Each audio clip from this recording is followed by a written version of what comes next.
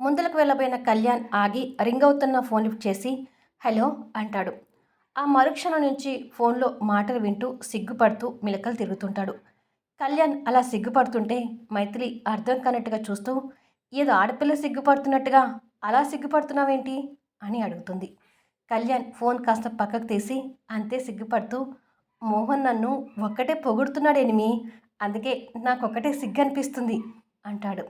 మైథిలి ఆశ్చర్యపోతూ మోహన్ నిన్ను పొగటమేంటి అని అడుగుతుంది. నమ్మడం లేదు కదా, నువ్వు కూడా విను అని ఫోన్ మైథిలి చేతిలో పెట్టి ముందుకు వెళ్తుంటాడు. మైథిలి వెళ్తున్న కళ్యాణ్ని అర్థం కానట్టుగా చూస్తూ ఫోన్ చెవి దగ్గర పెట్టుకోగానే చూడు కళ్యాణ్, నువ్వు మైథిలిని ఇబ్బంది పెడితే మాత్రం నేను చంపటానికి కూడా వెనకాడను, జాగ్రత్త అని మోహన్ ఆవేశంగా తిట్టడం వినిపిస్తుంటాయి. మైథిలి వెళ్తున్న కళ్యాణి కోపంగా చూస్తూ అలా మోహన్ నేను మైథిలిని అని అంటుంది.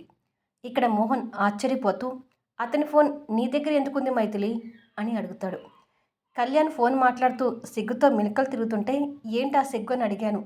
మోహన్ నన్ను ఒకటే పొగుడుతున్నాడు, నమ్మకం లేకపోతే విను అని ఫోన్ నా చేతికిచ్చి వెళ్ళాడు అని ఉన్న విషయం చెప్తుంది. ఆ మాటలు వినగానే మోహన్ అవాక్కవుతూ ఇడియట్, నేను తిడుతుంటే అవి పొగడ్తలు అని చెప్తున్నాడా, అలాంటి పర్సన్ని ఎలా భరిస్తున్నావు మైథిలి అని అంటాడు కళ్యాణ్ మీద కోపంతో.